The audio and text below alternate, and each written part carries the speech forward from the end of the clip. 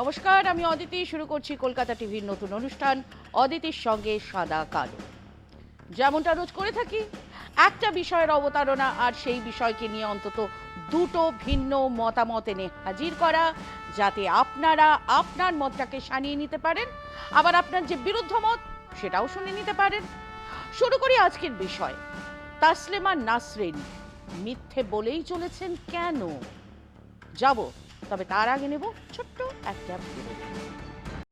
পৃথিবীতে কিছু মানুষ এমনও আছেন যারা কেবল বিতর্কিত কথা বলা বা দু চার লাইন বিতর্কিত লেখার মধ্যে দিয়েই নিজের অস্তিত্বকে বাঁচিয়ে রাখেন। তারা আসলে ভেসে থাকতে চান। নদীতে, সমুদ্রে জীবজন্তুর মৃতদেহ যেমন ভেসে থাকে, কাছে এলেই তাদের দুর্গন্ধ টের পাওয়া যায়, খানিকটা তেমন আর কি। এই গোত্রের কয়েকজন হলেন রমেশ বিধুরি, স্বাধ্যায় রীতাম্ভারা, পুনাম পান্ডে, মদন মিত্র বা তাসলিমা নাসরিন। নিয়ম করে কিছু একটা বলেন, তা নিয়ে তীব্র প্রতিক্রিয়া আসতে থাকে। জানা যায় তিনি বেঁচে আছেন। আচ্ছা, শেষ কবে তাসলিমা নাসরিনের কোনো উপন্যাস আপনি পড়েছেন? তার লেখা কোন কবিতাটা আপনার ভালো লেগেছে? স্মরণেও আনতে পারবেন না, কিন্তু তাকে ভুলেও তো যাননি, কারণ ওই যে ভেসে থাকার কায়দাটা তিনি রপ্ত করেছেন। ডলার ইউরোর রোজগার, টাকায় খরচ করে বাঁচার আনন্দই আলাদা। সম্ভবত সেই আনন্দেই তিনি বাঁচেন আর মাঝে মধ্যে দু চার কথা লিখে আমি তো আছি জানান দেন। তো সেই তিনি সেদিন লিখলেন যে হিন্দুদের মাথায় ধর্ম ঢুকলে সে সন্ন্যাসী হয়, আর মুসলমানদের মাথায় ঢুকলে সে সন্ত্রাসী হয়। কি দেখে লিখলেন? কোন তথ্য আছে আপনার কাছে? বিশ্বের সমস্ত ধার্মিক হিন্দু সন্ন্যাসী, বিশ্বের প্রত্যেক ধার্মিক মুসলমান সন্ত্রাসী? এরকম এক সিদ্ধান্তে আসার আগে কোন কোন তথ্য জেনেছেন? যে হিন্দু সন্ত্রাসী অনায়াসে গৌরী লঙ্কেশকে খুন করেছিল সে সন্ন্যাসী ছিল? একজন লেখিকা, সাংবাদিক, সমাজকর্মীকে একা পিছন থেকে গুলি করে মেরেছিল এক সন্ন্যাসী? নাকি তাসলিমা নাসরিন গৌরী লঙ্কেশের নামই শোনেননি? কালবুর্গি, দাভোলকর, পানসেরেকে কোন হিন্দু সন্ন্যাসী খুন করেছিল? কোন হিন্দু সন্ন্যাসীর দল সেই খুনিদের আজও শাস্তি না দিয়ে সমাজে অনায়াসে ঘুরে ফিরে বেড়ানোর অধিকার দিয়েছে? কোন হিন্দু সন্ন্যাসীর রথযাত্রার পথে শতিনেক মানুষকে খুন করা হয়েছিল? হাজার হাজার ঘর বাড়িও জ্বালানো হয়েছিল? কোন হিন্দু সন্ন্যাসীর দল দেশের সর্বোচ্চ আদালতের নির্দেশ অমান্য করে এক ঐতিহাসিক সৌধকে কয়েক ঘন্টার মধ্যে ভেঙে চুরমার করেছিল?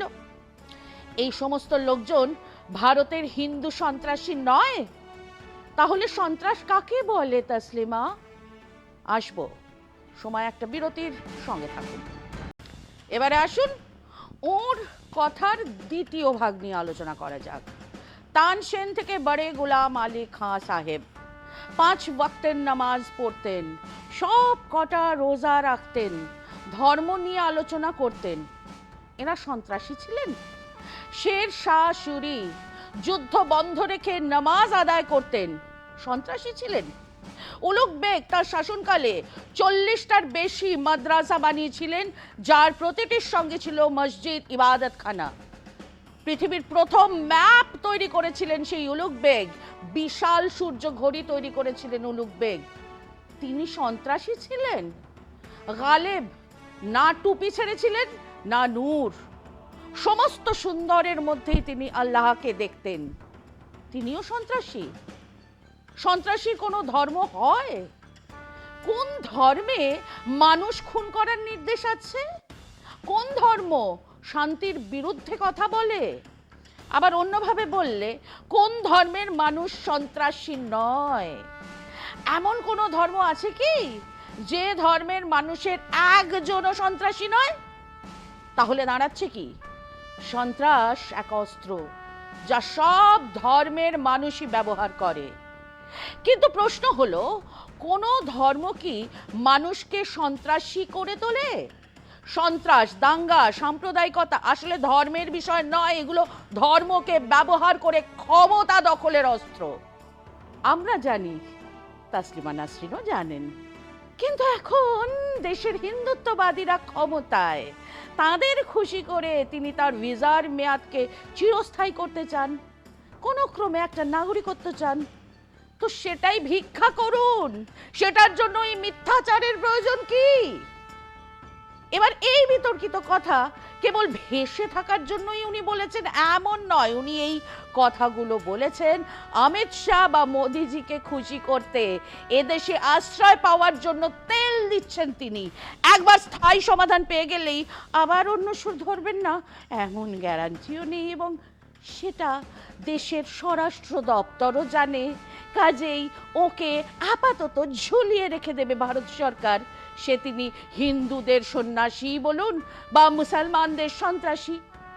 মতামত জানান আমাদের sadakalo.kolkatatv@gmail.com এই ইমেলে। আজ আসি, দেখতে ভুলবেন না অদিতির সঙ্গে সাদা কালো।